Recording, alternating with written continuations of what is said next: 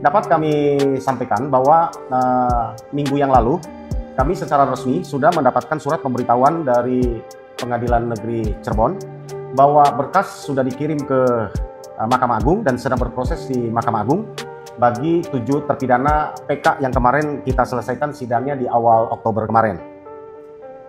Dengan datangnya surat ya, pemberitahuan bahwa berkas sudah dikirim dan sedang berproses di Mahkamah Agung, tentunya biasanya sesudah berkas diterima itu nggak terlalu lama ya, nggak terlalu lama. Mudah-mudahan proses PK itu adalah memang ya, karena ini adalah upaya hukum luar biasa supaya masyarakat memahami bahwa ini harus ditempuh.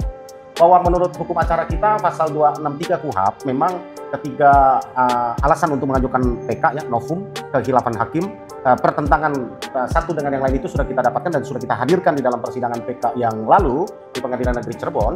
Setelah kami bisa meyakinkan bahwa ada novum, kekhilafan dan juga pertentangan keputusan, sebenarnya salah satu aja dari antara 3 alasan itu udah kita bisa mengajukan PK sebenarnya.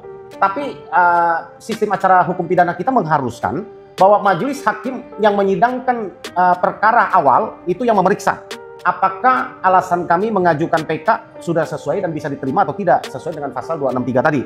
Dan seperti yang saya sampaikan bahwa 3 alasan itu kita hadirkan, kita buktikan dan kita dapatkan, bukan salah satunya, tapi 3-tiganya kita dapatkan yang menjadi syarat untuk dilakukannya PK.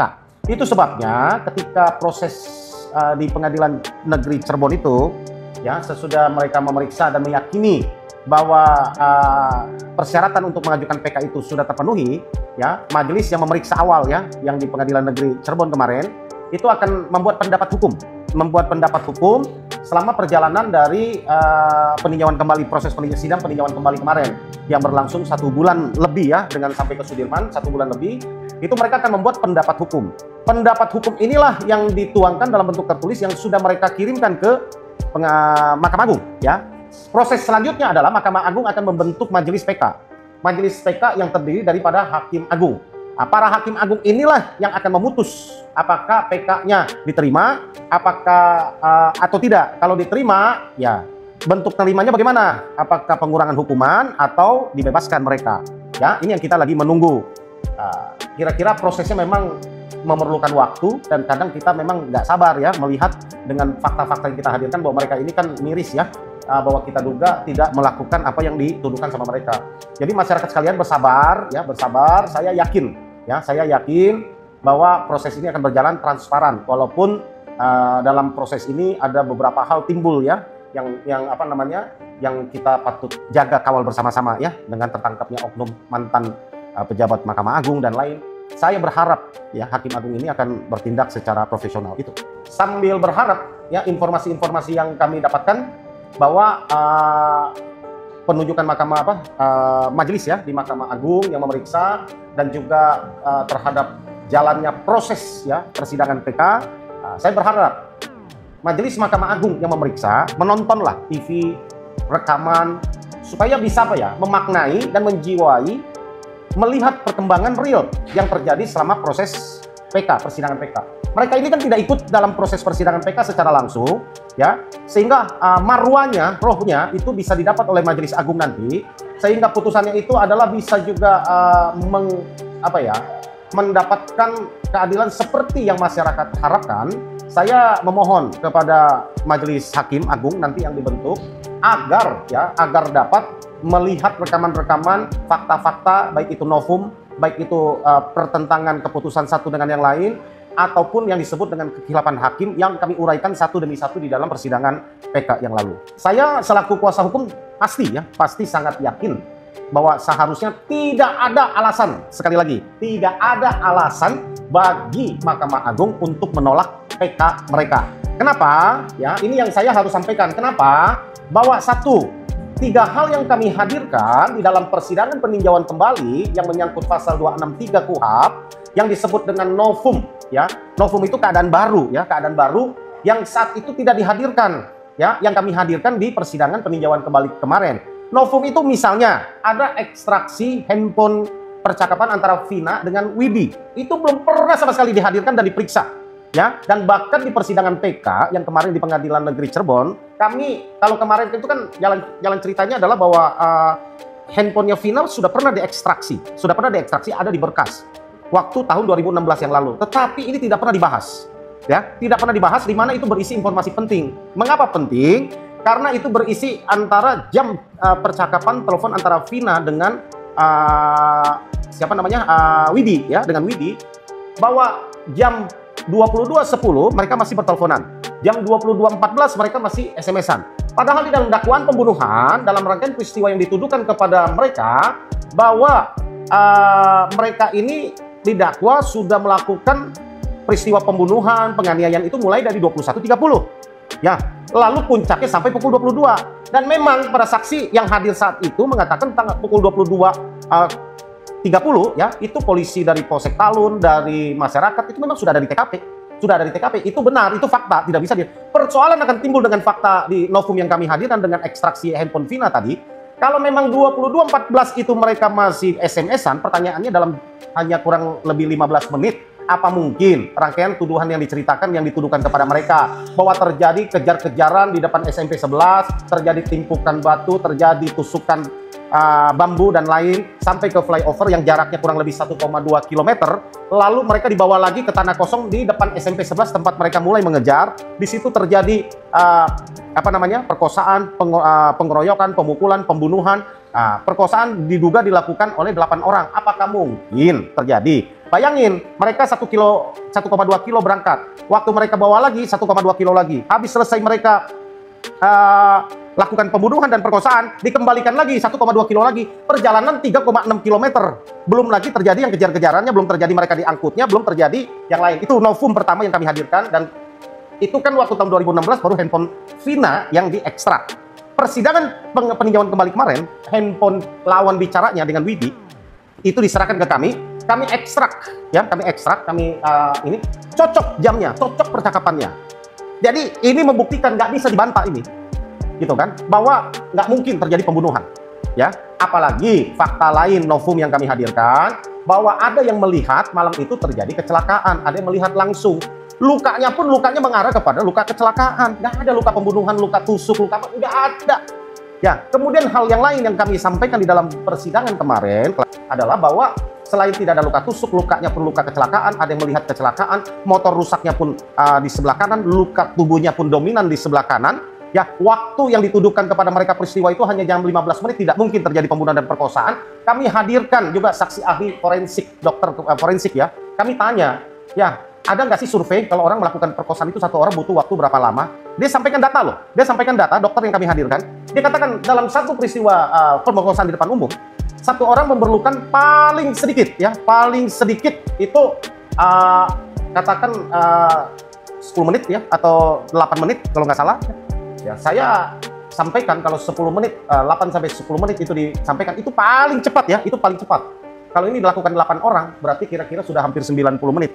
Bahkan katanya itu pernah dilakukan survei itu 11 menit kalau nggak salah yang disampaikan dalam fakta persidangan. Ya, bayangkan itu berarti hampir 90 menit waktu yang hanya dipakaikan untuk waktu melakukan perkosaan. Itu pun tanpa ada berhenti dan tanpa ada jeda.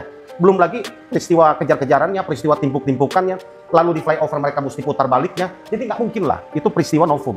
Peristiwa lain kekilapan hakim yang kami sampaikan bahwa mereka ini tidak pernah dipertimbangkan. Pada saat itu mereka tidak pernah didampingi oleh penasihat hukum. Ini yang fatal.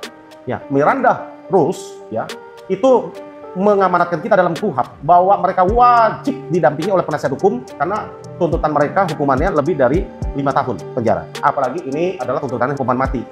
Fakta yang berikutnya ada kami hadirkan bahwa mereka dipaksa mengaku akibat penyiksaan, mereka disiksa pada saat proses itu tidak pernah diungkap, tidak pernah itu diangkat. Walaupun saat itu katanya sudah pernah ada pra-peradilan, ranah masuk pra-peradilan saat itu, tapi saya mau sampaikan, saat itu memang betul dilakukan oleh kuasa hukum mereka melakukan pra-peradilan, tetapi pra-peradilan yang mereka lakukan tidak pernah tuntas, oleh karena ketika pra-peradilan itu baru mau jalan, pokok perkara sudah disidangkan, jadi gugur, tidak pernah ada putusan pra-peradilan. Kalau mereka mengatakan beralibi bahwa itu sudah pernah diperiksa etik, polisi yang melakukan penganiayaan atau apapun namanya itu, saya mau sampaikan, kalau memang betul mereka pun pernah dilakukan proses etik kepada oknum polisi saat tahun 2016 yang lalu, itu tidak akan menghapus pidananya. Pertanyaannya saya, kalau itu etiknya terbukti, bagaimana hasil keterangan yang mereka dapatkan dari hasil seorang yang tidak berdaya, yang disiksa? Ya, ini saya ungkapkan ini hanya secuil dari hal-hal bukti fakta yang membuat kami sangat yakin. Sekali lagi, tidak ada alasan bagi Mahkamah Agung untuk menolak PK mereka. Kenapa? Karena terang benderang prinsip-prinsip hukum dasar hukum pidana di Indonesia ya, dan bukti konkret scientific evidence yang kami hadirkan itu membuktikan mereka bukan pembunuhnya dan mereka tidak terlibat dalam pembunuhan. Apalagi kami dapat menghadirkan fakta saksi yang mengatakan itu kecelakaan. Kalau itu sekali lagi diskenariokan seperti pembunuhan, tidak ada alat bukti satupun yang mengarah kepada mereka. Pisau yang didakwa untuk ditusuk, ya, itu berupa samurai panjang dan samurai pendek. Yang dihadirkan itu adalah Mando dalam persidangan. Yang punya Mando pun adalah dari yang tidak mereka saling kenal. Pembunuhan yang dikatakan berencana di antara mereka ada yang tidak saling kenal. Nggak mungkin. Kita sudah alihkan ahli banyak. Ya, jadi banyak hal yang membuat kami tidak ada alasan bagi Mahkamah Agung untuk menolak PK mereka. Gitu. Selain fakta-fakta yang tadi saya sampaikan bahwa novum, bahwa kekhilafan, pertentangan keputusan satu dengan yang lain, bukti-bukti yang kami hadirkan, saksi-saksi yang kami hadirkan, semuanya mengarah bahwa peristiwa ini sekali lagi bukan para 7 terpidana yang melakukannya, dan peristiwa itu sekali lagi diduga menurut kami dengan saksi yang ada bahwa itu adalah kecelakaan tunggal. Ya, karena dengan jeda waktu yang kurang lebih 15 menit itu sampai datangnya TKP, jadi mungkin hanya 10 menit, sekian menit ya, sampai ditemukan. Ada waktu ke polsek terdekat kan katanya 5 menit, jadi sekian menit sajalah peristiwa itu dari selesai dia telepon. Ya, jadi rasanya tidak mungkin kalau ini terus dipaksakan bahwa ini adalah peristiwa pembunuhan. Sekali lagi, menurut saya sangat yakin tidak ada alasan bagi Mahkamah Agung ya untuk menolak PK kami ini, oleh karena bukti, fakta, peristiwanya sudah mengarah 100% clear. Gitu. Dan sambil menunggu proses PK yang berjalan ini, Pak, apa sih harapan Bapak selaku kuasa hukum 7 terpidana terhadap proses PK yang sedang berlangsung ini, Pak? Saya menghimbau kepada Mahkamah Agung, Majelis Hakim Agung yang dibentuk untuk menangani 7 terpidana ya, seumur hidup yang masih ada di lapas Kesambi Cirebon. Mereka saya rasa sudah cukup 8 tahun mengorbankan kehidupan mereka, masa depan mereka kehilangan masa depan. Bayangkan, ada yang mau menikah, nggak jadi menikah, dan sudah menikah pula si pacarnya. Harusnya mereka saat ini mendapatkan pekerjaan, sudah punya anak, sudah punya keluarga. Mereka terlewatkan, itu nggak bisa terbayar. Nggak bisa terbayar dengan berapapun nilai yang akan digantikan oleh siapapun dalam hitungan uang. Ya, 8 tahun mereka kehilangan masa depan, masa muda mereka. Ya, saya dapat memahami, ya, dapat merasakan apa yang mereka rasakan. Harapan saya, ya, sekali lagi kepada Hakim Agung ya, yang akan memeriksa mereka, pakailah hati nurani, pakailah mata hati sebagai wakil Tuhan yang agung.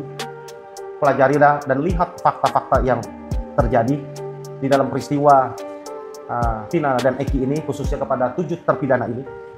Kita tidak menghilangkan haknya para korban, Eki dan Vina. Kalau memang mereka ini mati terbunuh, saya lah yang pertama akan mengawal siapa pembunuhnya.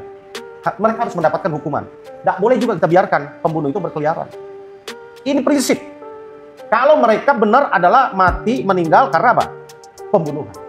Tapi jangan juga kalau peristiwa ini bukan pembunuhan, ya, lalu dituduhkan kepada orang yang bukan pelakunya.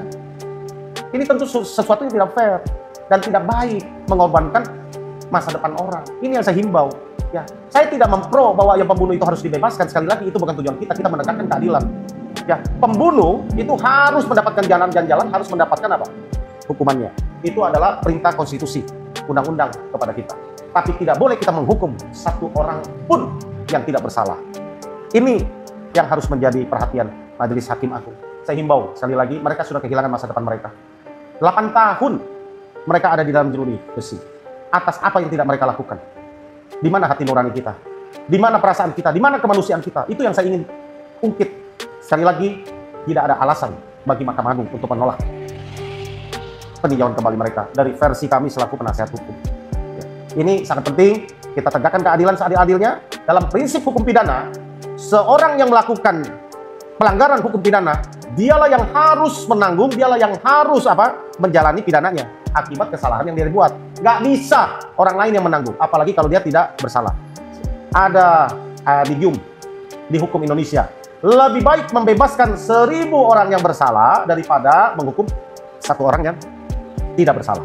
Ini ada 7 terpidana yang masih di dalam, ada tambah 1 Saka Tatal ya, yang sudah bebas, ada 8 orang yang dihukum atas peristiwa ini. Bayangkan, ya, berarti negara ini kalau sesuai dengan adigium hukum yang kami pelajari, ya, selama kami sekolah hukum, ya, bahwa negara harus membebaskan 8.000 orang yang bersalah. Ibaratnya untuk menggantikan ini, untuk menggantikan apa? Apa yang sudah mereka alami.